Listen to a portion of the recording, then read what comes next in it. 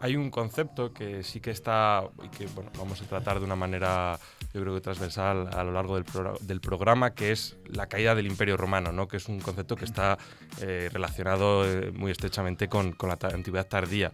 Y es un concepto también que ha ido evolucionando mucho, y sobre todo a través de Peter Brown y los investigadores que han continuado esta nueva tendencia de hablar de antigüedad tardía, han ido modelando o cambiando en algunos aspectos. No sé exactamente cómo desde la propia visión incluso de Gibbon, ¿no? Que es una visión muy catastrofista de que el imperio decae, hay una destrucción, ¿no? Hay otros que hablan pues incluso eso de propia destrucción como tal, a hoy día que igual no, ese término de destrucción no aparece tanto en las lecturas académicas. Sí, bueno, desde luego has mencionado el nombre de Edward Gibbon, es uno de los puntos de inflexión, ¿no?, del estudio del Imperio Romano.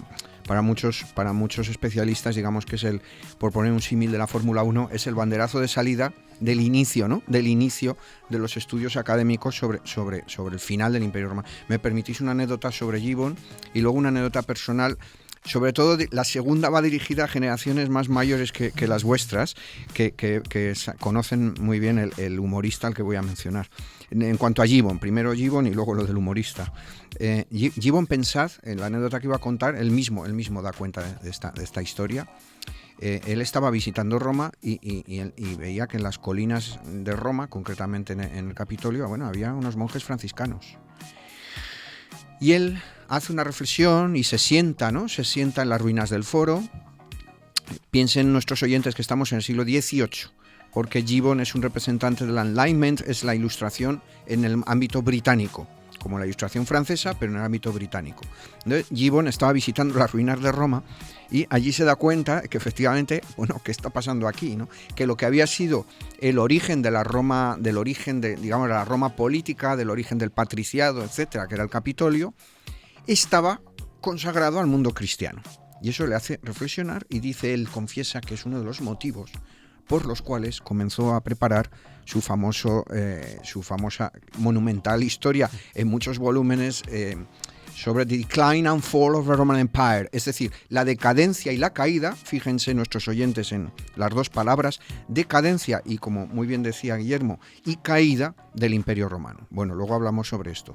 La anécdota de humorista un poco destinada a la gente de mi generación, no sé si conocéis a Miguel Gila, que fue un gran humorista español, pero sobre todo un gran intelectual. Es decir, Gila era una persona extremadamente inteligente, con una vida que daría para varios programas, porque una vida tremenda, con muchas desgracias, y que él incorporó a su léxico, y era verdaderamente un genio. Yo creo que Gila era un genio.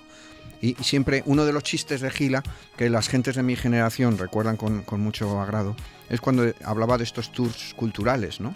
Que uno visita Bélgica, pasa a Suiza, se empieza a hacer pipí en Suiza y tiene que hacer el pis en Hamburgo, en fin. Y en esos tours culturales a toda velocidad, ¿no?, dice, bueno, y visitamos Grecia y Roma, el foro de Roma, y dice, todo muy bien, todo muy interesante, pero todo por el suelo, todas las piedras por el suelo. Claro, él estaba haciendo un chiste, pero en el fondo es lo que le había pasado a Gibbon en el siglo XVIII, ¿no? Y Gibbon se plantea, ¿cómo es posible que un imperio romano tan grande terminara en estas ruinas que yo estoy viendo ahora? Es un poco el origen.